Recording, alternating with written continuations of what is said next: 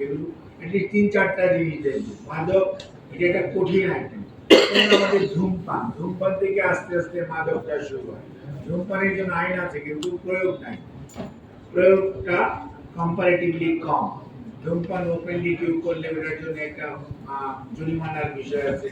সেইটাই বা কতটুকু হচ্ছে, সেটার কি বাস্তবায়ন আছে কিনা, এবং এটা আমরা কি ভুলে গেছি কিনা যে সত্যিকার অর্থে যে ধূমপান প্রতিরোধ নিরোধ একটা আইন আছে, সেখানে ধূমপান ওপেনলি রাস্তায় দাঁড়িয়ে করলে সিগারেট খেয়ে রিক্সা দিয়ে যাচ্ছে, মোটর সাইকেল দিয়ে সিগারেট টানতে টানতে চলে যাচ্ছে, বা রাস্তায় দোকানের সামনে দাঁড়িয়ে দাঁড়িয়ে খাচ্ছে, এগুলো কিন্তু অল দিজ আর মানে আইন অনুযায়ী নিষেধ।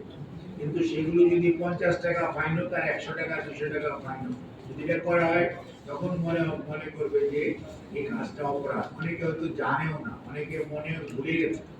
মানুষকে বারে বারে মনে করায় দিতে হবে যে ক্রাইম।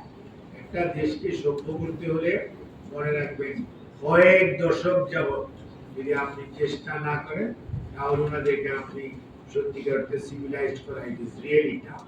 কাজেই ধূমপানের বিষয়টা আপনারা যদি দেখেন, এই ধূমপান থেকে মাদকের ট্রান্সফার, এবং তার পরবর্তীতে এই মাদকটা যদি ধরতে হয়, আপনারা মাদক প্রতিরোধের জন্য ইউনিয়ন ওয়ার্ড ভিত্তিক কমিটি করতে পারেন। আপনারা যেমন গ্রাম পুলিশ, তারপরে আপনার আপনার গ্রামে যে কমিউনিটি পুলিশ সিং আছে, এগুলো আপনারা করতে পারেন। ওখানে এই আইটেমগুলো দিয়ে দেন, এবং রাজনৈতিক নেতৃবৃন্দ আছে, পলিটিক্যাল লিডারদের বাইরে ওই এলাকার গণ্যমান্য ব্যক্তিরা আছে, শিক্ষক আছে, এমপি মহোদয়ের সাথে কথা বলেন। যেহেতু লোকাল গভর্নমেন্ট এখন অনেকে পালিয়ে আছে, অনেকে নাই, একটা হেফাজত অবস্থা আছে, বিশেষ করে লোকাল গভর্নমেন্ট ইউনিয়ন পর্যায়ে। কাজেই সেখানে আপনারা যদি এরকম ভাবে কমিটি করে করে, কোনো কোনো জায়গায় আমি দেখেছি কমিটি করেছে, এবং কমিটি করে করে তারা কাজ করে। কিন্তু এটা যদি একটা লিগ্যাল সাপোর্ট না থাকে, তাহলে এই কমিটি করা, এই কমিটি আবার কি বেশি করে ফেললো কিনা, বাড়াবাড়ি করলো কিনা, কম করলো কিনা, এগুলো একটা বড় জিনিস। এইটারে আপনার একটা সুপারভিশনে নেওয়া উচিত।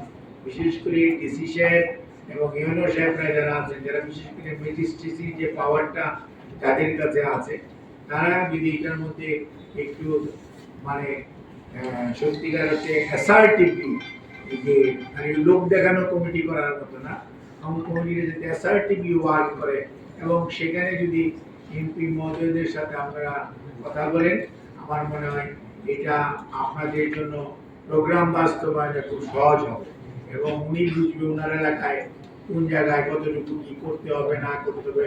ওনার ইনপুটটা খুব গুরুত্বপূর্ণ।